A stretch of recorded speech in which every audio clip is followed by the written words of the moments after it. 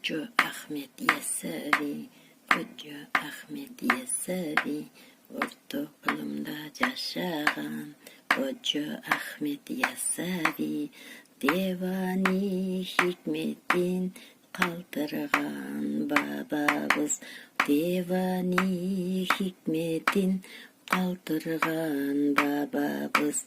Hazret Sultan, Hazret Sultan, Hazret Sultan lakap adı var.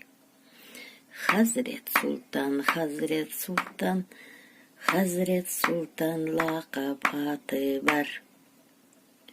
Kul Koca Ahmet Yesevi, Kul Koca Ahmet Yesevi, Kul Koca Ahmet Yesevi, Kul Koca Ahmet Yesevi, devani hikmeti, devani hikmeti, devani hikmeti, devani hikmet.